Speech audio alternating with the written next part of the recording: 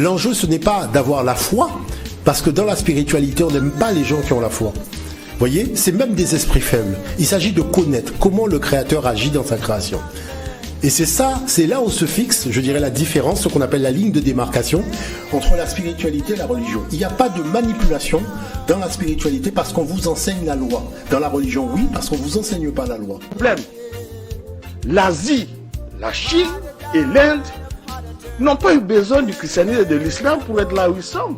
D'où vient-il que les Africains soient accrochés au christianisme, à l'islam pour s'en sortir? Que dans cette image, Jésus il est marié avec Marie de Madeleine, il a une descendance, donc c'est un homme tout à fait comme nous, pas le fils de Dieu comme on l'entend.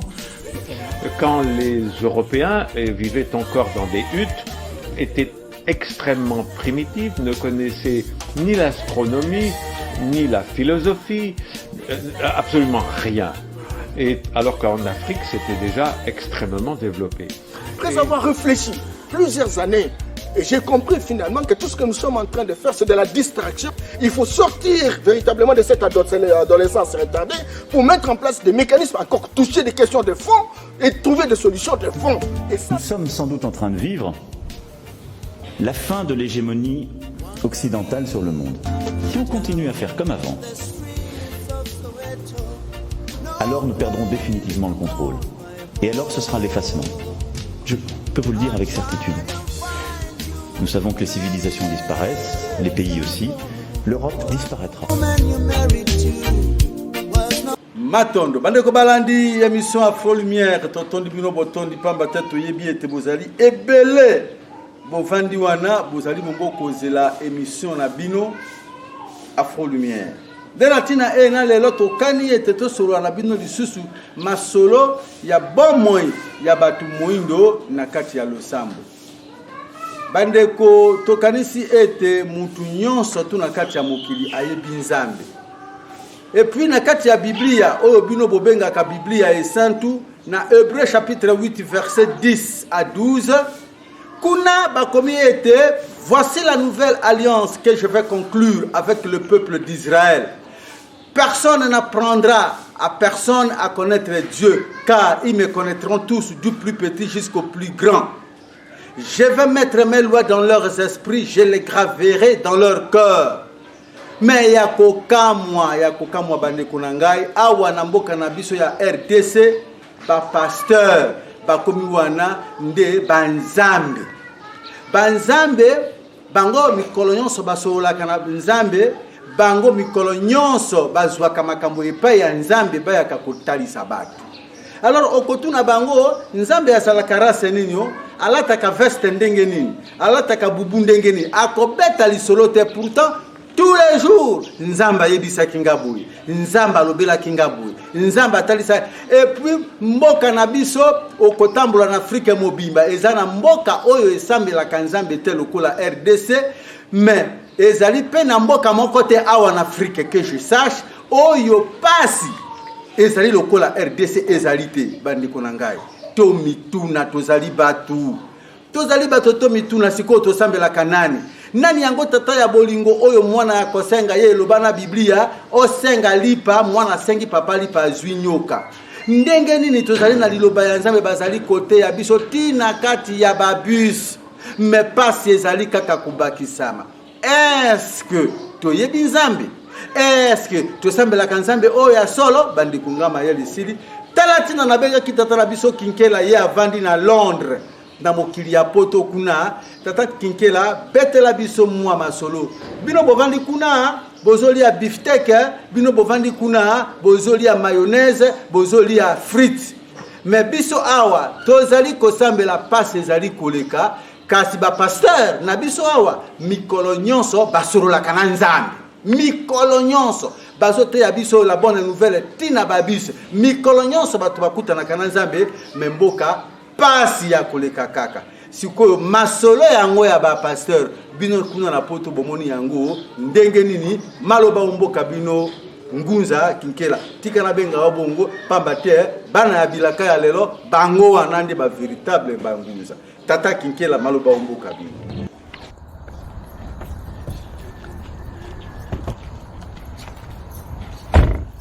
matondo bana couche tamit Congo bana fo société internationale bana bani Congo nyonso bana Congo matondo lote bana bino que soit la commune la bino.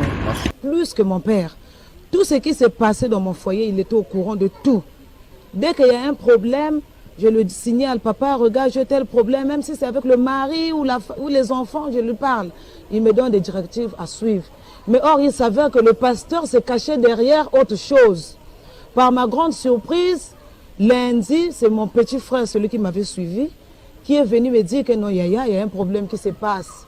J'ai dit, qu'est-ce qui ne va pas? Que non, le pasteur abuse de ta fille. J'ai dit, comment? Le petit frère a commencé à m'expliquer. J'ai dit, je ne crois pas. Parce que j'avais trop confiance à mon pasteur. C'est vrai ou c'est faux? Ma fille me dit, c'est vrai, maman. J'ai dit, d'accord. Ma fille me dit, c'est vrai, maman.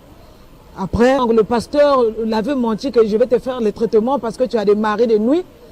Donc, si je ne te traite pas les maris de nuit là, à la longue, tu ne vas pas te marier, tu ne vas pas mettre au monde. Voilà pourquoi je dois te faire les traitements. Mais le pasteur ne m'avait pas dit quel genre de traitement qu'il doit faire à ma fille. Il a donné 2 versets bibliques à ma fille. Le verset biblique, là où Jésus était parti sauver la fille d'un centenaire romain, Jairus, c'est l'exemple là qu'il a donné à ma fille que quand Jésus est allé ressusciter cette fille, Jésus avait fait sortir les parents dehors. Est-ce que vous savez ce que Jésus avait fait avec la fille? C'était en secret. Dieu dit aussi que dans ton moment en secret, Dieu qui est dans le secret te rendra en secret. Donc il y a des traitements qu'il faut que ça se fasse en secret. Et tout ce que nous nous sommes dit, quand vous allez partir à la maison, si les parents vous demandent, vous n'êtes pas obligé de tout dire. Vous allez dire même 20%, le 80%, vous cachez. Ça, c'est ce que ma fille m'a dit, nous a dit. Donc, il a dit à ma fille, tu connais l'hôtel, le G7 vers Saint-Kizito.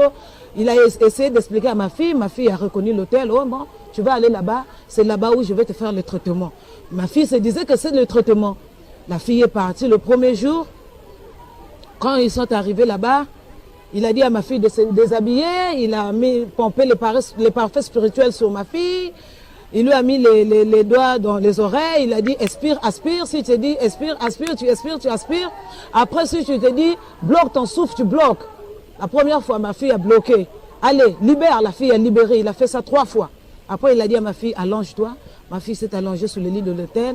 Le pasteur a pris sa bouche, il a léché le sexe de ma fille, il prenait cette salive, il jetait dans les toilettes de la chambre de l'hôtel. Il avait fait ça au moins 3 fois. Après, il a dit à ma fille, pour aujourd'hui, ça va. Il a encore sauté, peut-être, je crois, si c'est de moi, je ne sais pas, parce que je ne voulais pas trop écouter l'explication, parce que vraiment, je n'arrivais pas à supporter. Donc, il a fait ça, je crois, 3 fois, et la 4e fois, c'est à l'église même. À la 4e fois, c'est à l'église qu'il a fait à ma fille. Et c'est là où ma fille a commencé à sentir la culpabilité en elle. Là, mais c'était des relations carrément sexuelles? Oui, la 2e fois et la 3e fois, c'était maintenant les relations sexuelles. Mais la première fois, c'était pas la relation sexuelle. Après, il a dit à maintenant ma fille, la 4e fois, il a dit à ma fille, on doit accélérer le traitement parce que ma femme a mis au monde, donc on doit accélérer le traitement. Mon mari a parlé, le pasteur n'a pas pu parler.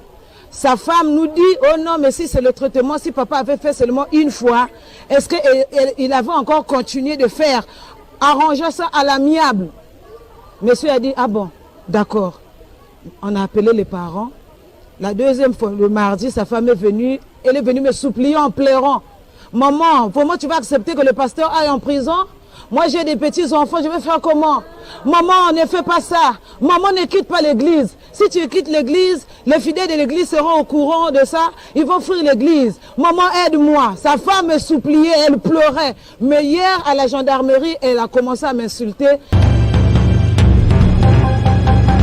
Je souffrais beaucoup qu'on ne parle jamais des femmes abusées.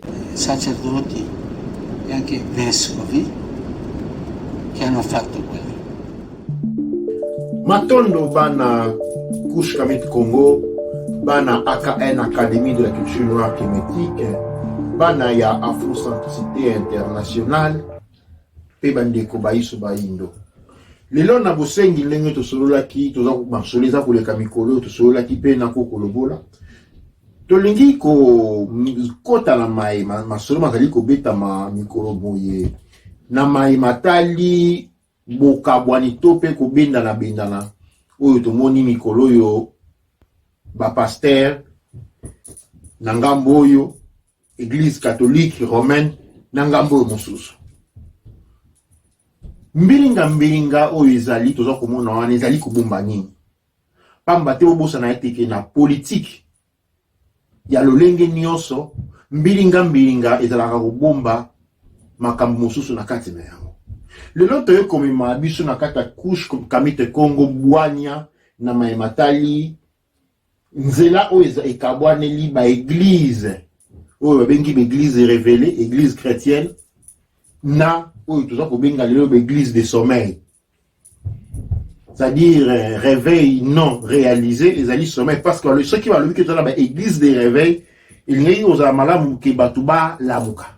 Lokola batuba lamuki te ezali ba église de réveil non réalisé, donc ba église de sommeil. Pour la nuit tozo benga église de sommeil, nde mbena tomeli bino na mokolo lelo. Moi to komi une destruction sans fin. Ezali ko eloko ezali ko bebi se zanga suka. Pe yango to komalelo. Nzela relation entre l'église paterniste na église de sommeil. Biloko bi bato bengi église paterniste na église de sommeil dans le sens ya pongi oyo mutu na lamu. Soki oza ko lamusa mutu na pongi mutu na lamu kite obe aza la pongi. Soki nazo ba soki oza ko lamusa mutu na pongi même kasi mutu na zali ko lamuka te zali pongi za ko continuer. Donc eza ba église oyo fallait ba ça la réveil même na ngonga oyo bazali na continuité ya sommeil. Mais pour nani baza ko ça la continuité ya sommeil wana ezali manque d'objectif ba koki ko lamusa batute to penini. En réalité, ezali nyonso na kati ya domination culturelle et raciale parce que message aux églises paternistes à Melibino, na message aux églises de sommeil prolongé, transformé en des réveils non réalisés et commis sommeil, ezali moko domination culturelle et raciale. Terminé maintenant vous proposer bino. Eh bien, tokobanda na kopesa moi exemple moko na kati na o état l'église pentecôtiste des réveils. Ndenge waza kobenga yango. Ezali histoire na États-Unis. Na kati États-Unis na biloko elekaki ba communauté ya batu baindo basanganaki ba créer waza kobenga ba église pentecôtiste pour la nini basala ki église pentecôtiste. Basala ki église pentecôtiste pour na ko kende ko sambela kate. Basala ki église pentecôtiste pour na ko sangisa mabota pour na ite ko combattre contre crime et encore o ezali la moteur makasi ezali ko combattre contre pauvreté.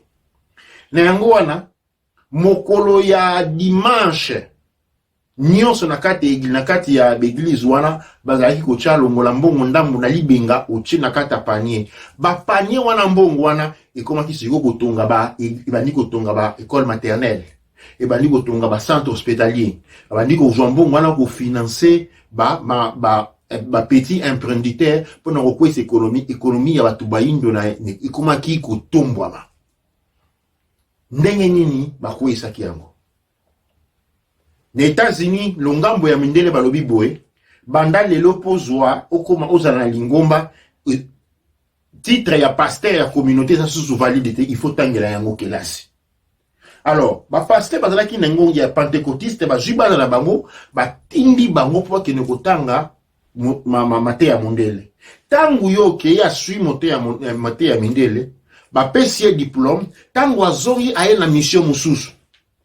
Mbongo oyo ezalaki kosangama pona kotungaka ba communauté pona kotungaka ba école ekomi kosila wapi kokota na kata banque tangu banque azwi mbongo wana kaka mbongo wana oyo banque azwi wana oyo bino moko botina kata église yango wana akodefisa ba emprunteur ya mindele oyo bakoya kosoma mabele na bino pe kobengana bino. Alors wana ezali moi exemple moke ya mission et l'église de réveil. Église de réveil au toujours monde na phénomène église de réveil toujours monde en Afrique et bandi on na ba ne 90 et outinyo c'est outi wapi aux États-Unis. Pourquoi? Tango ba moni ke modalité o ba sela ki aux États-Unis pour na ko boto la ba indo moi moke bazala ki na yango wana esimba ki makasi me ba lobi me ba mais il faut que en Afrique to ke no kozwa bomengo nyonso baza ko bomba wana. Alors, bakosa ndenge nini bazui ba fongoli ba cours pastoral na États-Unis oyo bango neso bakendaki kotanga tangu basilisi batindi bango a mission ya kokende koyiba bino yango ala toza komona tina mokolo église nini oyo bino boyebi soki baza église de réveil réveil elingi loba éveil. Éveil est synonyme pe ya développement. Ba développer le roni. Ba kela siboni batangi basali, ba compagnie bono basali, c'est-à-dire dire bazo continuer à sa continuité ya mission ya dérapage. Il y a balisanga. Topé ba musique ya communauté noire aux États-Unis. Tina lelo baza ko kenena lulenge moko. Yango wana tokobake bazali na continuité ya action ya colonisation. Tokomona soko zui awana na lingambo ya liboso na bi ba prêtre, ba agent séculaire, ba tobe ba prêtre pe tobe ba sango, ba agent séculaire ya domination impérialiste. Bango ne ba kotisa ki colonisation. Les rejetons, c'est-à-dire moi non ya bango, ba pasteur, ba évangéliste, ba prophète, bango tout ce que baza ko maintenir la colonisation, les baza ko kabola pourcentage. Il y a moi ceux qui bomoni conflit entre églises révélées. Na église de sommeil bazo la ni bazali kambo ya mbongo.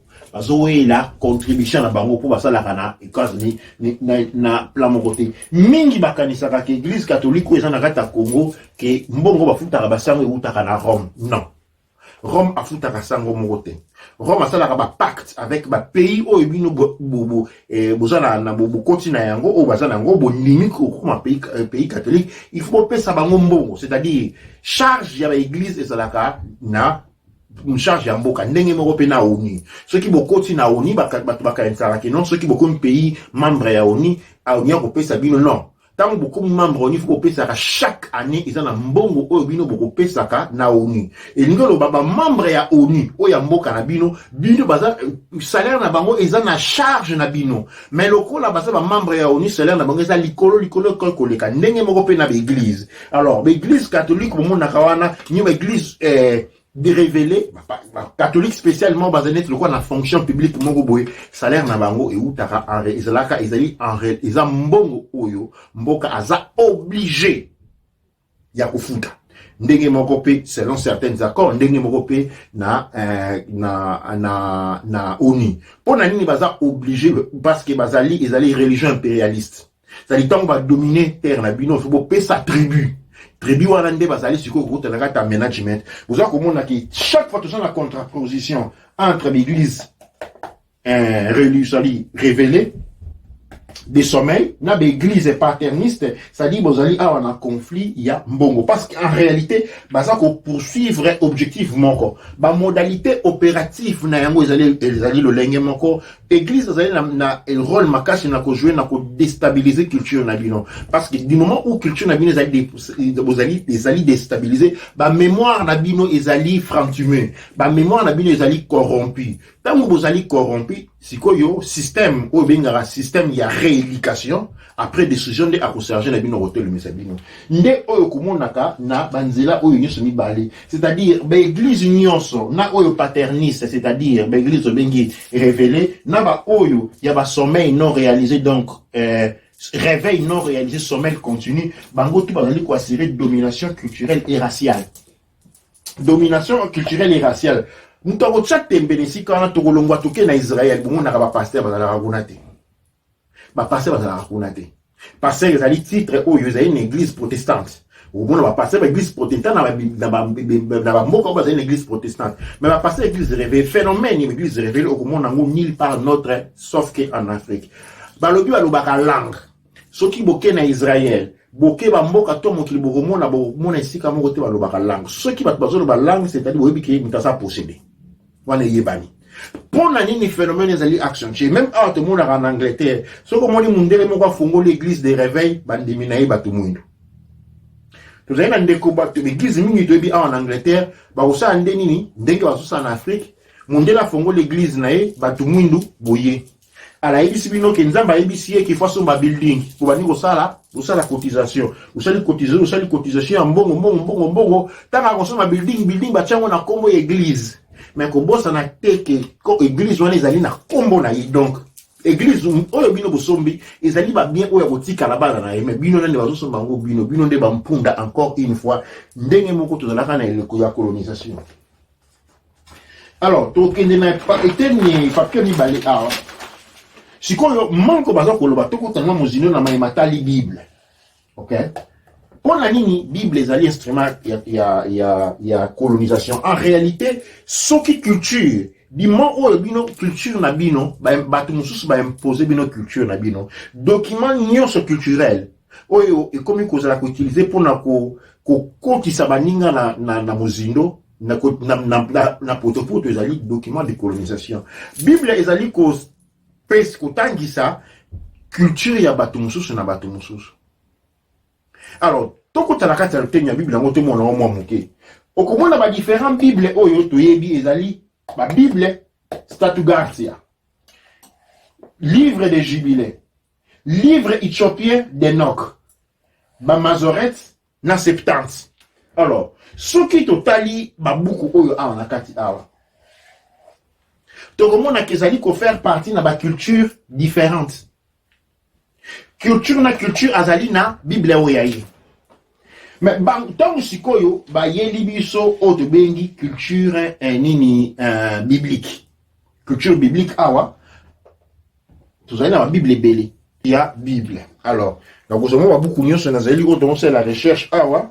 Donc koluka auto na les policiers Bible ezali awa. Alors, ce qui na kene na eteni oyo awa na kufungola awa. Na kutangela bino maimba komi a sujet ma Bible liboso Bible Stuttgartensia, la Biblia hébraïque à Stuttgartia est une édition de la Bible hébraïque publiée par la Deutsche Bibelgesellschaft, société biblique allemande de Stuttgart. Le texte est une copie précise du texte masorétique tel qu'il apparaît dans le Codex de Leningrad. Codex de Leningrad, de parchemin datant de 1008.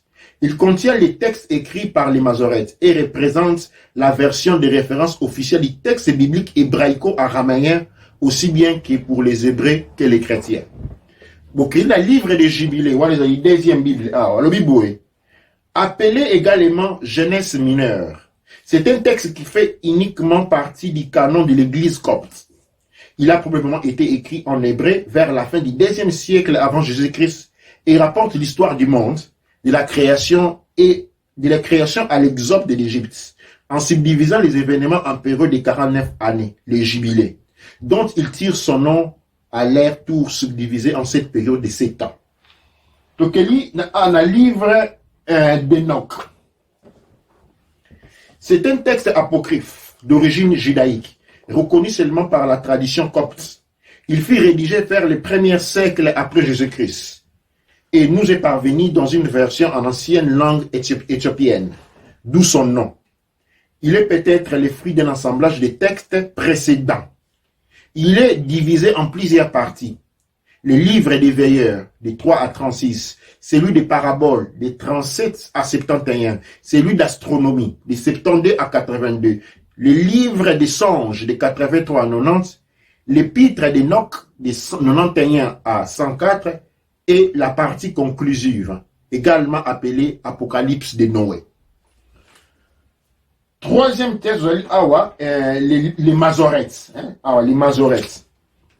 L'intervention des Masorètes a été nécessaire car la Bible avait à l'origine été rédigée simplement à l'aide des consonnes, langue égyptienne, qui se succédaient de manière ininterrompue sans vocable, sans son vocalique et sans espace entre les mots. Les Masorètes étaient ces gardiens de la tradition Masora, qui au 1er siècle après Jésus-Christ intervirent sur les textes bibliques afin d'en définir les canons définitifs. Ils accomplirent donc diverses opérations parmi lesquelles 1. La définition de l'orthographie et de la prononciation par l'insertion des voyelles. 2. La subdivision en mots, livres, sections, paragraphes et versets. 3. Les ajustements textuels afin de prévenir les interprétations incorrectes.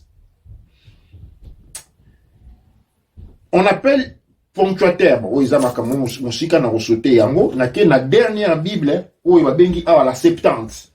La Septante, c'est Septuaginta à latin, désigne également selon la numération latine,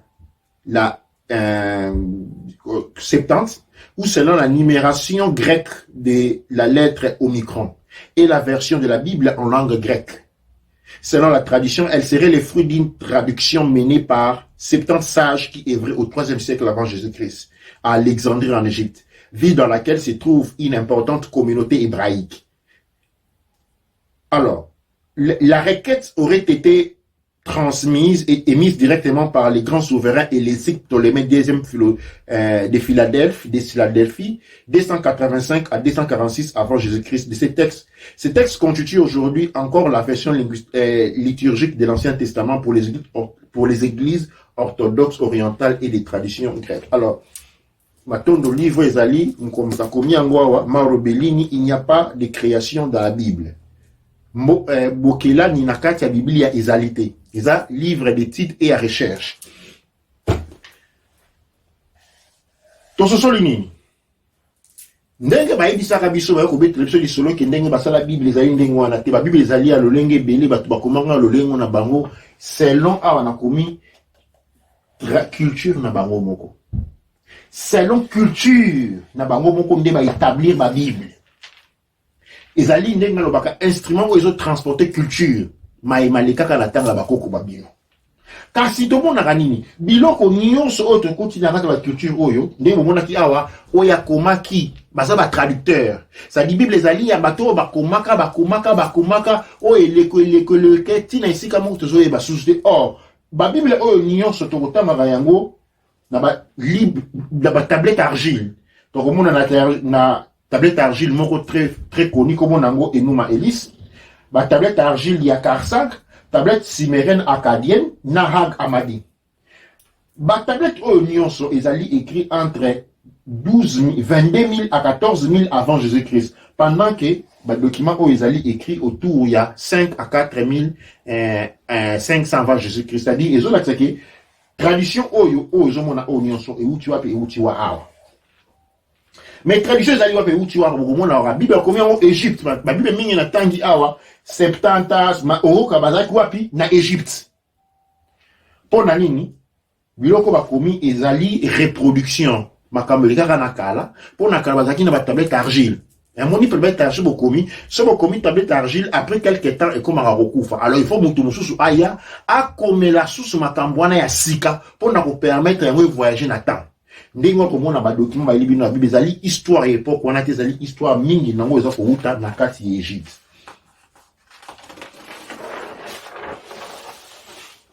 Sikoyo motuna ezali na motuna bino siko na ngonga na lakisi bino ke lolenge ba yebisi bino Bible basalema yango ndenge wana te.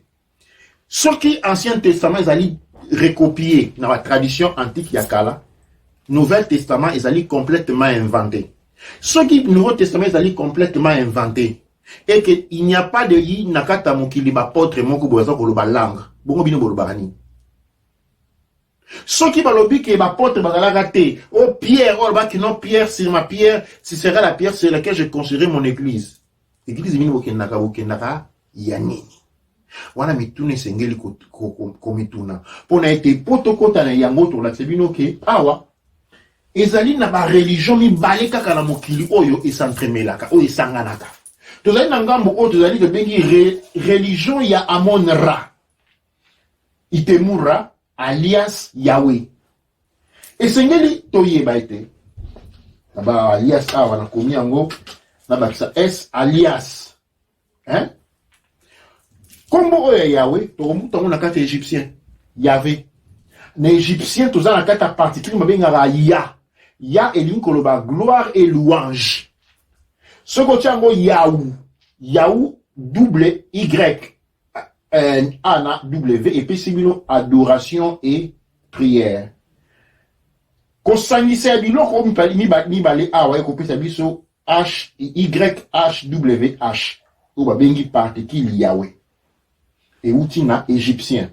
Soki mutamoni ke awa na azala tembe kende na moteur de recherche na yo ya Google comment Enuma Elis Enuma Elis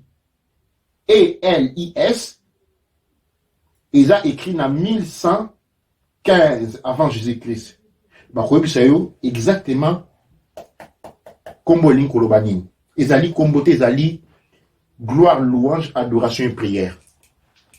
Sikoyo mutu oyo tobengaka kombo oyo kombo na ye nani na Sumérien kombo na ye An, na Akadien kombo na ye Anu, na Égyptien kombo na ye Itemura, nde tokobengaka awa alias Yahweh.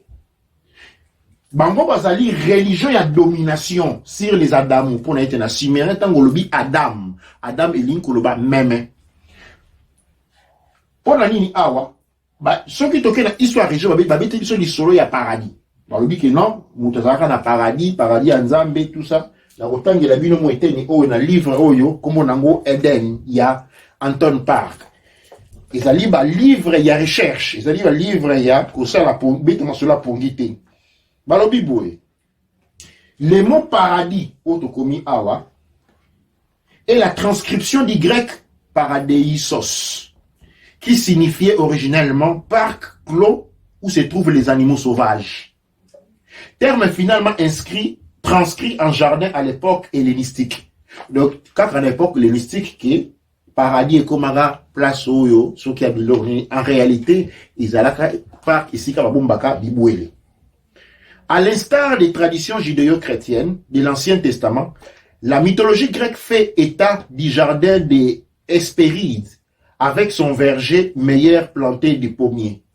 Or les Grecs, melon signifie deux choses, un fruit rond, plus précisément une pomme, et aussi un mouton de l'autre côté. Alors, ceux qui n'ont pas historien Diodore de Sicile, Diodore de Sicile, premier siècle avant Jésus-Christ, a écrit que les jardins divins renfermaient des troupeaux de moutons de Dieu. Malgré tout, la tradition judéo-chrétienne a gardé l'idée des pommes et des paradis plutôt que celle d'un troupeau de moutons et d'un parc pour animaux sauvages, sans doute pour rendre les textes plus corrects, plus cohérents dans ma canisse Nabango.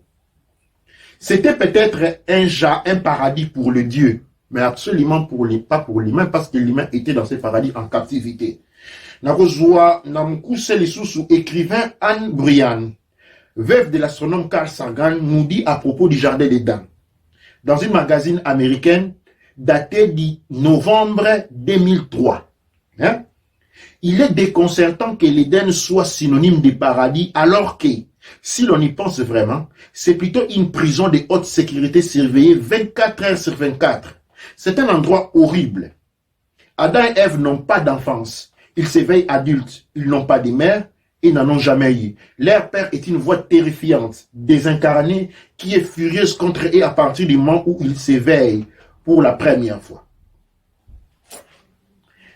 Où ils allaient livre, ils avaient romanté, ils avaient livre de recherche. Donc, où ils allaient la traduction, la tablette, il y a kalaka, les allaient spéculation. Ils avaient la kisaki, où ils avaient au paradis. Ceux qui viennent au baraketi, quand on sait la poto qui n'est paradis. Nangonga to l'accès que paradis, où en réalité, l'incoloba parc enclos où se trouvaient les animaux sauvages.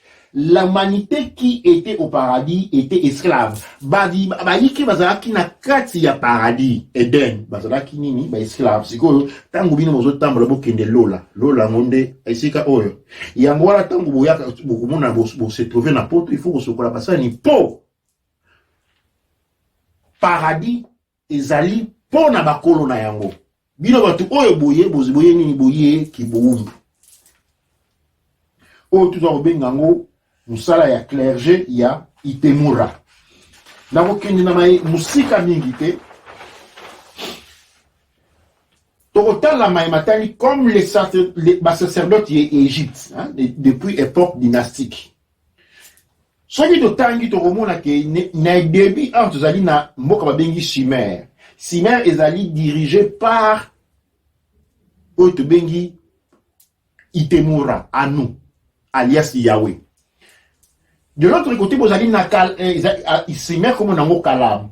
Awa na Sumer, vous allez na période ya Akkad, Suméro acadien, Sumer, vous allez ancienne Sumer, vous allez Sumer rébellé. Après plusieurs évolutions Sumer, tu commis na Suméro acadien, na Ntatika, tu commis na Égypte, ni Babylonie, vous allez awa. Mais l'époque où il y a contraposition, où il y a 1 à moins 1, Égypte azali na conflit makasi na Sumer. Pour l'Égypte, elles allaient payer pays de la lumière, avec la religion pour la libération. Au balaki bokok, balaki sinzeleko, ni bimana kiboumbo. Awa ezali mboka kiboumbo, ba mbok ba eta o ezala toujours en guerre. Pour l'année, Simer a lingi chaque fois qu'on envahir Égypte. Égypte n'est fort o ezali ville, il y a Afrique. Afrique, l'époque, bazo robinga on a Simer kankala. Donc, tant que Égypte, il faut pas soukouzwa Égypte en tant que pays. Ok? Tant qu'on a un document ancien, toujours Égypte, Égypte ezali pays. Égypte ezali loko la tolo centre, ville centrale, il y a Afrique mobimba. Faut que tout se souvienne au coin là. Égypte Kemet, ils ont représenté ville centrale, il y a à l'époque, tout ça, à l'époque, pré-dynastique, c'est-à-dire, pharaon, époque, pharaon n'a ni été. Alors, tout ça, on a des luttes entre Égypte, c'est-à-dire l'Afrique, et la Méditerranée. Alors, chaque fois, tu es si là, on va attaquer Bissau. Alors, ce qui est au awa, tout ça, awa, si quoi, il y a une ligne, où il y a awa, où on a tout continent Égypte dynastique. Égypte dynastique et bandi awa, na katikati awa, vous allez la règne ya Akhenaton. C'est à partir de Akhenaton que vous avez l'histoire ya ba hébreu. Ok? Ba hébreu ba kumarango boy. Hébreu na meduna tchè. Pour la chose qu'ils allaient terme hébraïque, qu'ils allaient terme égyptien. Hébreu, Hébreu, ils allaient ba travailleurs malades du chantier de Elmana Akhenaten. Akhenaton a retenu sa ville et Sika, comme on a mot Akhenaten. Durant face à la construction de la ville, ba égyptien au bazaka malade, bazo ko benga bango ba Hébreu. Hébreu ndeko koma hébreu. Alors, partir à Watozali, à une époque, il y a corruption, il y a clergé, il y a Itemura, dans la phase, il y a domination, il y a clergé na Ewana. Alors, et là, comme il faut y avoir Salema ya Moutouya. Qu'est-ce qui va se passer ici? Et là, comme tu es Salema Nini. Akhenaton a causé à l'époque où Banda Awa, qui n'est pas présent. Donc, Tobimine, Égypte pré-dynastique, ok? Tu continent Égypte dynastique et Bandi Awa, pré-dynastique et Zali Awa. Bandi Awa pré-dynastique, tant tu continent Europe dynastique. Tant que tu continent Égypte dynastique Awa, tu as dit la corruption. Religion, corruption, ils allaient Kirtia Itemura. Tu bengi Amen Amonra, Topé to bengi Lisusu, alias Yahweh. Il faut savoir la différence entre Itemura na Erra. Mais où ils allaient mater ya Isika Oyote. Hébreu Oyotozali Awa, ba elibiso histoire ya, balobi ya ba Yaoudi. Et c'est ngel koye ba kenele kwa Akhenaton. Et Akhenaton a une culte ya Aoussa, comme on a le culte d'Aton. Où ils ont kubungisa culte ya clergé à Monra. Mais Akhenaton ba koya kubumaye. Tant ba bomiye, bato tout bazalaka na culte ya Monra ba kolongola bango citoyenneté égyptienne. Tant que l'on va citoyenneté égyptienne, ça nini, comme ba Yaoudi. Ba Yaoudi, ils ont le là-bas, ba binga retour ba loko là-bas, ba marchand ba tout ba tambola ba binga nini ba tout ba tambola d'une ville à une autre. À cette époque ici toujours le là awa, mundele moko na mukili azate. Siko. Ce qui n'a pas une démonstration que tu toko là-bas Hébreu, OK? Si toko ma awa tu as une présence encore. Il y a une Égypte antique, qui est la modèle où tu commences à une époque post-dynastique, à l'époque Makasi Awa. Si koyo, ce qui est la culture, ils allaient à la source, il y a la Bible. Tout ça qu'on reconnaît très bien dans l'histoire. Si vous avez croire. En réalité, qu'est-ce qui se passe? En réalité, ils allaient que tu allais sous domination, il y a été moura. Et que, batu oyo, toujours comme on a gata mboka, biso na kata mbela bakoko baeli biso dini baeli biso église post-dynastique. Tozali awa na culte ya Monra. Culte à Monra, ils allaient domination sur les peuples, soumission psychologique, extraction de tous les biens. Il faut que botte la bango bilo que soit na ngobe manango. Il y a moi ba kusel sabino ba messe il y a 3 heures du matin, 4 heures du temps. Pour la niveau le bino mbo pour maintenir la pauvreté. Un des instruments les plus importants, il y a colonisation que les peuples colonisés, il faut pas se développer. Il faut que botte la quand dans la poche, il faut que longola yango. Alors ba créer un instrument belé, ba créer pour impôt ya l'état. Pour na été ceux qui vous sali moké ba botoli. Mais so ba créer le bino pesa dim awa. Pesa dim kuna, mbongo tout effectivement ba pasteur bazali ba Jean ndenge tout le monde a trafiquant de drogue nous sommes dans la place où il faut redistribuer drogue na ba pasteur baza pratiquement même chose autre que la bino le la drogue moko oyo so la ke ba tekelo eloko tant pour drogue ezelo comme ya kitoko te so atekelo drogue pesi mbongo mais mingi o wa kufa pamba ndenge mo to soko bona awa na continuité ya pastoral, c'est-à-dire bazote que la bino les choses oyo eza complètement irrélevant pour na bo moyen na bino. Il a dit complètement irrélevant pour le développement na bino. Ba moyen obi mozo ko sanction na poche pour na ko se permettre bino pour se développer ba Congo liango nyonso. Ba sala na ngonini ba ke ko tikelango na Occident. Sikoyo bango bazaka na pourcentage na bango yango fo ko mona ka ba impulsion na bino ba voiture ba minene ba ndaka minene na ba église minene pendant que ola tonga église a tonga par exemple a tonga société. A tonga école. A tonga boy Kotiango na service ya peuple pour na développement mais ceux qui bango batongi moi école batongi botiango pour na ko assouvir bino pour na bino ki bango bakomi banzambe yango atokomi les églises de culture coloniale basoko tangisa biso ke ba culture abatu mususu leki ya biso le poste abatu mususu leki ya biso ba église des réveils manqués donc des sommeils continus. Initiative ni sur le développement. Les deux instruments, les églises de culte colonial et les églises de sommeil pour toute initiative au développement, ces deux instruments doivent combattre les cultes d'à Congo. Na continue le culte à Congo. Pour être à Congo, c'est qui? C'est les fils de Aoussa, les fils de Cyrus, les Kerecht. Les Kerecht, les Christ. Cyrus à Congo, ou tu l'appelles à Congo. Alors, il faut le battre l'instrument au Mibale Oyo. Pendant que Bazo semblait être en opposition, Bazo en opposition té. Bazo en composition. Composition zanini ko combattre culte ya Congo de manière essentielle. Combien d'entre vous bayoka parler de culte ya Congo na base zambala liboso?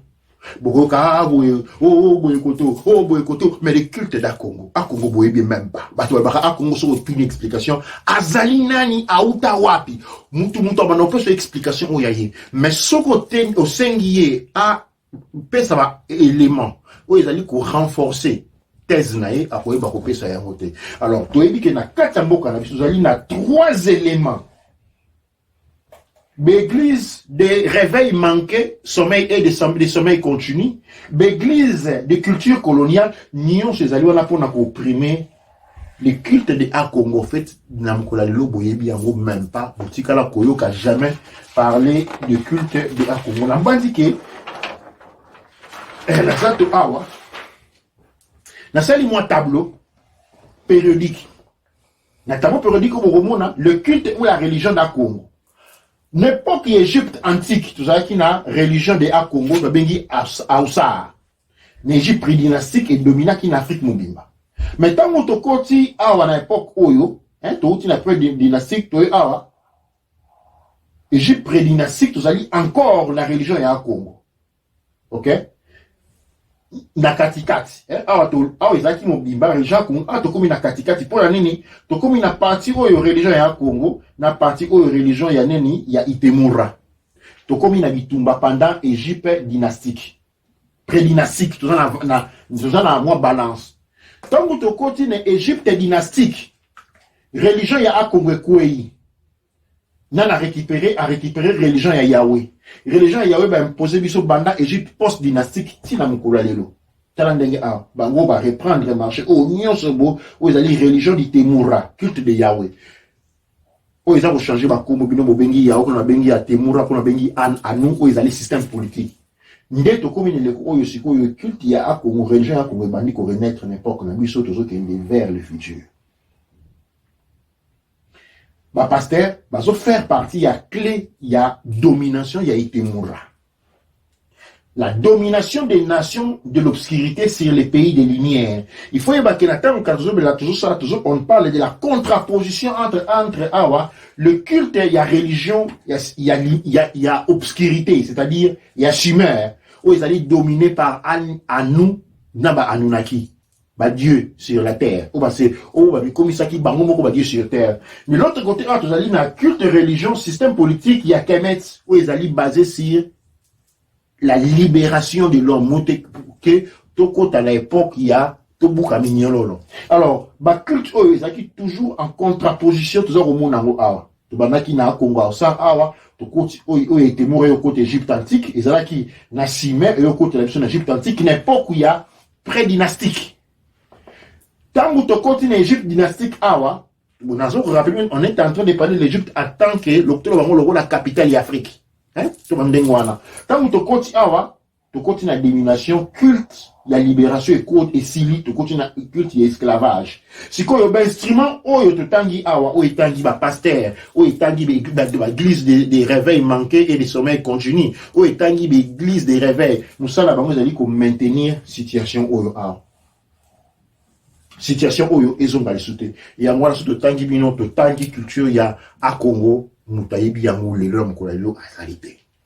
Donc moi yango ma banzo na pesi pour na été na masolo ndenge to solaki na bandeko pour na komima plus d'éléments scientifiques en relation na ma état hein il y a ba église autobengi des réveils bazali na obi église des sommeils continu. L'église catholique traverse une crise majeure qui fragilise toute sa structure, la crise de la pédophilie.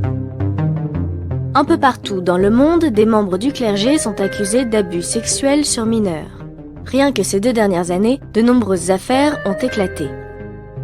En Allemagne, un groupe de chercheurs a recensé plus de 3600 enfants victimes d'abus sexuels par des clercs entre 1946 et 2014. En Australie, la commission royale d'enquête a recensé 4444 accusations de pédophilie signalées à l'Église catholique entre 1980 et 2015. Aux États-Unis, une enquête des services du procureur de Pennsylvanie fait état d'au moins 1000 enfants ayant subi des abus sexuels perpétrés par des prêtres depuis les années 40. Et la liste est encore longue. Ces dernières années, le nombre de pays touchés par ces affaires ne cesse d'augmenter. nayebi te soki bapasteur na biso bakokontinue boye tokotikala kosambela lisusu te mpo nini mwana mwasi oyo aza na zemi semeki ne amemie awa de compte ke aza na baproblème pasteur alobi ngai nakodelivre yo mpo okobota mwana mai alors yaka na bidon 5 litres ngai nakosambela mpo na yango pasteur déjà aekartaki bato ya ndako na ye abengani bato ayebi ke eshide ezali loko mwasi na ye toyebi te lelo ekoma kabelo azali na posa kabelo soki ndenge nini nde pasteur azwi akati mwana wana na big gilete ya ye moko pasteur akati yango alobi nakosala délivrance ozala te na kotumba na kosala cérémonie okobota lisusu mwana ya mai te nde aye koyebisa ye mpe lakisa bo nde cérémonie azobaola ye pesa bo ya pesi ale azwi nini na ye abandi koba nde mwana agangaki ntango agangi bato baye kokota bana kaka ya pasteur bakoti nde kope eyaki korevese azwa basuki na ye asala nini azongisa po aza na ozomona problème eza yango wana problème toza nango awa soi-disant pasteur mo bazalaka awa ye mosala kosalaka délivrance na bana basi azwi mwana moko boya mwasi akota libala na ye kutu ye azwi akote na église wasele délivrance azwi akati bapola sa mapeka akati bapola awa apa zo akotaka ye nzela mpo mwana abotama bien ale na suka kobeta bongo ale abandi koplake ye alali na mwana bato awa apase yango ayebela kimi donc tokomprendre te église na kati ya ndako donc église neza kaka ya bajane fille kaka ye moko batere bazalaka te bapoe bazala te kaka ye moko kaka paster na bajane fille toyeba te tokomi wapi. Paul Mukandi, qui officiait au Centre évangélique Parole de Vie de Québec, devrait être détenu en attendant sa sentence. C'est du moins la recommandation de la Couronne, puisqu'il n'y a aucune peine minimale pour 3 chefs d'accusation. Les actes se sont produits entre 2002 et 2016. Pour la victime de Paul Mukandi, c'est un soulagement, comme l'explique son avocat. La parole se libère et les affaires de pédophilie et d'abus sexuels se multiplient. Non seulement les parents dont les enfants sont agressés portent plainte, mais les victimes qui ont été abusées plusieurs années auparavant prennent également la parole. De nombreuses victimes accusent des représentants de l'Église. Face à cet effet d'accumulation, certains commentateurs considèrent que les membres du clergé pourraient être prédisposés à la pédophilie. Bonjour Daniel Pité. Bonjour. Votre livre est un événement, mon père, je vous pardonne, préfacé par le pape François, qui a tenu à ce que ce livre sorte en plusieurs langues, en 15 langues, une publication mondiale parce que vous y témoignez de ce que vous avez subi pendant votre enfance, la victime d'un prêtre pédophile pendant 4 ans. C'est exact. Alors, pour nous comment na suka, tu n'as pas le calami que tout le monde moi ba débat na Kinshasa pasteur ou yo lobby que église catholique est allée anti-chambre ya ceux qui pour nous kende enfer. Nangonga auto la kisibino que mon paradis ou tina paradisos elingolo ba esika ba bomba rabibwele. Sikoyo enfer elingolo bani.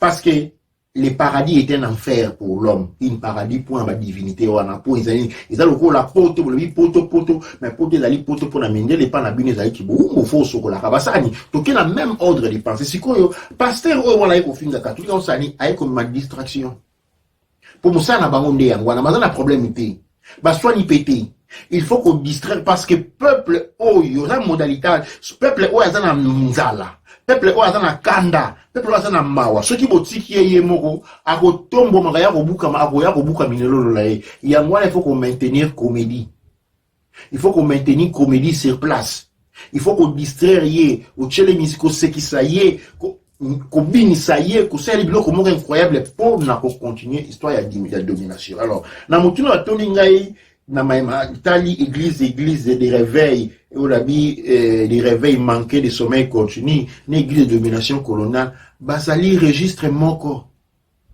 basali ko s'entendre pour na ko dominer population basali comme la bino loko moko te pour bango nyuso basali wana pour na ko appauvrir bino église catholique abanda ko appauvrir bino ko même pas na bango église réveil ezali ko continuer même chemin mais siko lokola baza ba agent to ba intermédiaire hein liboso église catholique aza osala ngo église chrétienne aza osala ngo to ba kenon liboso politique impérialiste aza utiliser église chrétienne pour na osala yango bazala ba corps na bango église des réveils azali siko troisième agent na kata politique impérialiste OK sikoyo baji batalo poso na bino poso ki balobi ndele bolobi non domination baluki batalo poso na bino bapesi bango contrat moko benga rango na poto benga rango awa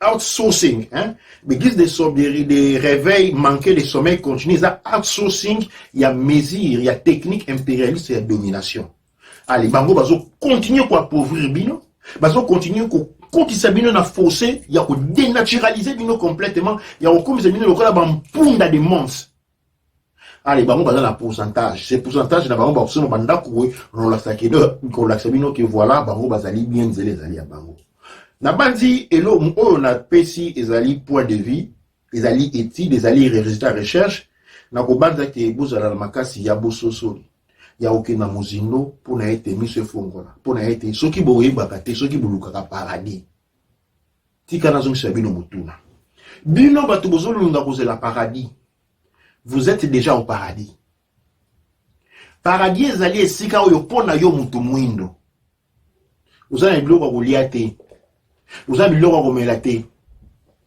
il faut kozela ka mondele po apesa yo mo eloko soki mondela ye na mboka la bino bomoni bo sepeli soki bomoni bo kitisi mutu soka yende azana ba privilège nyonso bozala privilège était pour na ete yoza lokola ebwele alors boye baki bozali au paradis matondo maloba omboko bino matondo bandeko nanga tokomi bongo na suka ya émission na biso makambo ya kokamwa bomoni wana soki ezalaka nga onga mais awa bomoni misala mabe ya bapasteur balakisi bino wana misala mabe ya bapasteur nga moko awa noki kovivre na ko échapper na escroquerie ya suka leki na nga ya mwasi akei kozwa mbongo afuti na ndako moko boekolo ndako azalaka kuna na Canada sikoyo pasteur avanda na ndako wana depuis 2003 ti nambula ya lelo 2021 pasteur akanga esika wana ekoma ya ye alors ba famille ba kota te mbala oyo famille alingi akota azwa mbongo ya locataire akutani na leki na nga ya mwasi ba ale mama alobi kuna na pota alobi te kozongisa mbongo ya bato po il faut nzambe atalisa biso donc nzambe ya pasteur na ye donc famille ba se retrouver te ba pasteur ba kaboli mabota ba pasteur ba bomi mokili mais ba solo ba kaka na kombo ya nzambe bande ko na ngai okotala peza boye dimanche moto azobima kende kotala bandeko moyen atala ezali te mituka ezali te na bana mike bazotambola na nzela parce que bato baleki ebele na nzela transport ezali te alors bazo souffrir mais bauti wapi epai ya nzambe kosambela nzambe nani yango nzambe ya bolingo tata ya bolingo azali na nyonso pe akokela na nyonso akoki komona ete bana na ye bazoluka ye balingi ye mingi baza na pasi memboka na bango ezo se développer te azotina mituka te pasi ezoleka bandeko na ngai to mituna bon sikoyo nalobi bayuda bango babomaki Yesu mais pasi wana bayebi yango te bazosala mituka bazosala bavio baza kaka na kati ya bomengo mais bango bato baboma Yesu mais bazofuluka te tata kinkela nga namoni pe biso il faut toboma Yesu biso pe il faut toboma Yesu po bayuda bako bato babomaki ye mais bazofuluka baza na paso tozana yango te alors plan il faut toluka complot toboma Yesu comme ça biso pe tofuluka po bayuda bato babomaki ye baza na bomengo biso toyebi na masolo yango ndenge elekaki te mais pasi nyonso eya kovandela biso.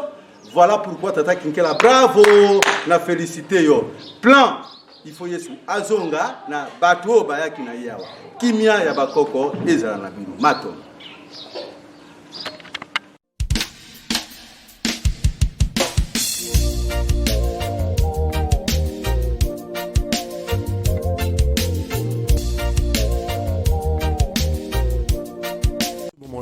L'enjeu, ce n'est pas d'avoir la foi, parce que dans la spiritualité, on n'aime pas les gens qui ont la foi. Vous voyez, c'est même des esprits faibles. Il s'agit de connaître comment le Créateur agit dans sa création. Et c'est ça, c'est là où se fixe, je dirais, la différence, ce qu'on appelle la ligne de démarcation entre la spiritualité et la religion. Il n'y a pas de manipulation dans la spiritualité parce qu'on vous enseigne la loi. Dans la religion, oui, parce qu'on ne vous enseigne pas la loi. Problème. L'Asie, la Chine et l'Inde n'ont pas eu besoin du christianisme et de l'islam pour être là où ils sont. D'où vient-il que les Africains soient accrochés au christianisme et à l'islam pour s'en sortir? Que dans cette image, Jésus il est marié avec Marie de Madeleine, il a une descendance, donc c'est un homme tout à fait comme nous, pas le fils de Dieu comme on l'entend.